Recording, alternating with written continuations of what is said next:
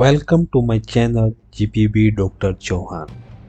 प्रत्येक माता पिता अपने बच्चों की एजुकेशन के बारे में चिंतित है कि उन्हें अपने बच्चों को हिंदी मीडियम में पढ़ाना चाहिए या इंग्लिश मीडियम में पढ़ाना चाहिए। एक आम परिवार जब अपने बच्चों को इंग्लिश मीडियम में पढ़ाता है तो उसकी चिंता होती है कि हम उन्हें इंग्लिश कैसे सिखाएं, क्योंकि स्कूल का माहौल तो इस तरह का 24 घंटे नहीं मिलेगा कि बच्चे इंग्लिश सीख लेंगे। बच्चों को इंग्लिश सिखाने के लिए कुछ स्ट्रेटेजी, कुछ स्टेप्स हमें फॉलो करने चाहिए, जिसके बारे में मैं इस वीडियो में बताऊंगा, जिनको आप फॉलो करके अपने बच्चों की इंग्लिश को बेहतर बना सकते हैं। तो आइए देखते हैं।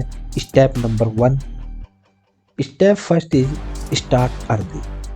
जितना जल्दी हो सके अपने बच्चों को एक इंग्लिश के माहौल में ढालिए, उन्हें इंग्लिश मीडियम स्कूल में भेजिए, उन्हें नई कहानियों, नई एक्टिविटी तथा सिंपल कन्वर्सेशन के साथ इंग्लिश से कनेक्ट करिए।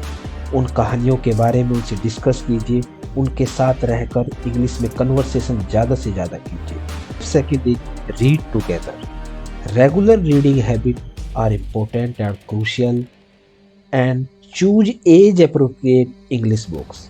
अपने बच्चों के लिए उनकी एज के अकॉर्डिंग किताबें चुनिए जो अक्सर स्कूल से मिल जाती हैं। उनको बच्चों के साथ साथ पढ़िए, उनसे उस बुक में दी गई हुई कहानियों तथा उन बुक में दिए गए हुए कैरेक्टर, जो उन कहानियों में कैरेक्टर है, उनके बारे में उनसे इंग्लिश में डिस्कस कीजिए। Step third is use educational apps and games.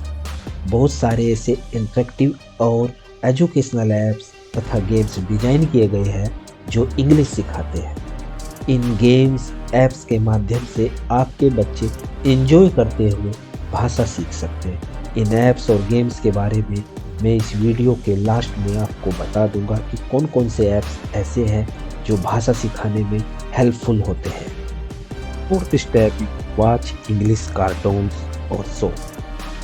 ऐसे कार्टून और शो को सेलेक्ट कीजिए जो एजुकेशनल हो तथा एंटरटेनिंग हो तथा इंग्लिश में हो।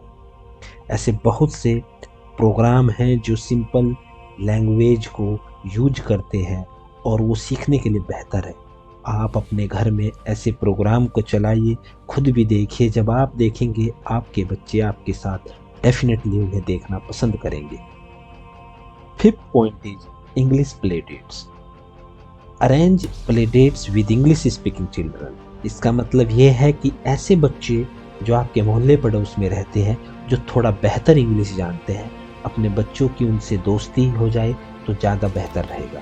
अगर पॉसिबल हो तो ऐसे प्ले डेट्स डिसाइड कीजिए, अरेंज कीजिए, जहाँ पर बच्चे एक साथ रहकर बात कर सके तथा इंग्लिश को सीख सके। Next point is label everyday items. It is a very important point. आप अपने घर में जो सामान होते हैं, जो भी चीज़ें होती है, किचन की हो, बाहर की हो, डाइनिंग रूम की हो, लिविंग रूम की हो, बेडरूम की हो, ज़्यादा से ज़्यादा चीज़ों को लेबल कीजिए, उन पर स्टिकर लगाइए जो उनके नाम को इंग्लिश में डिफाइन करते हो। थोड़ा स्टिकर ऐसे हो जो इंटरेक्टिव हो, रंगीन हो, कलरफुल हो, जिससे बच्चे उनको देखेंगे और उस वोकेबलरी को जो घर में यूज होती है, उस वोकेबलरी को वो बोलना ऑटोमेटिक सीख जाएंगे। आप किचन में जितने भी आइटम रखते हैं, हर एक पर स्टिकर लगाइए। आपके घर में जो जो चीज़ें हैं, आप भी उन्हें इंग्लिश में बोलिए अपने बच्चों के सामने, तो ज़रूर वे बच्चे उस वोकेबलरी को लर्न कर देंगे। 7 point is listening and singing English song. अक्सर हम अपने घर में खुद से सॉन्ग सुनते हैं। आप कोशिश कीजिए कि आप भी इंग्लिश के सॉन्ग अपने घर में चलाएं। आपके बच्चे उन सॉन्ग को सुनेंगे, धीरे धीरे वो उनको गाना भी शुरू कर देंगे। इंग्लिश के सॉन्ग से न्यू वर्ड सीखते हैं, फ्रेजेस सीखते हैं तथा इंग्लिश की प्रोनाउंसिएशन बेहतर होती है। जब भी आप कोशिश करें कि कोई सॉन्ग सुने, तो आप कोशिश करें कि इंग्लिश के सॉन्ग सुने, जिससे घर में एक माहौल डेवलप होगा और बच्चे धीरे धीरे उनको पसंद करना शुरू कर देंगे। 8 point is engage in English activity.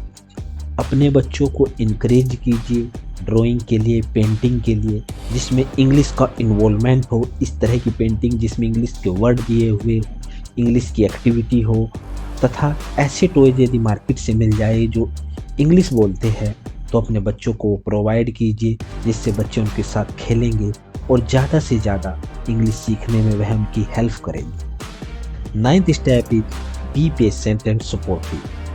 Remember, learning a new language takes a time. आप अपने बच्चों को पॉजिटिव सपोर्ट प्रोवाइड कीजिए जिससे वे अपने आप को एक्सप्रेस कर सके। उनको इनक्रेज कीजिए, बिना किसी डर के वह गलती भी करे तो उन्हें इनक्रेज कीजिए कि वे ज़्यादा से ज़्यादा गलती करते हुए भी आगे बढ़े। This step is use language learning apps for kids. There are various apps specially design किए गए हैं जो इंग्लिश सिखाने के लिए छोटे बच्चों। ये ऐप्स गेम्स के माध्यम से तथा काफ़ी इंटरेक्टिव एक्टिविटी के माध्यम से इंग्लिश सिखाने में आपके और आपके बच्चों की हेल्प करेंगे। 11th step is join English language classes. यदि पॉसिबल है, फिजिबल है तो अपने बच्चों को ऐसी क्लासेस में इनरोल कराइए जो यंग बच्चों को इंग्लिश सिखाते हैं।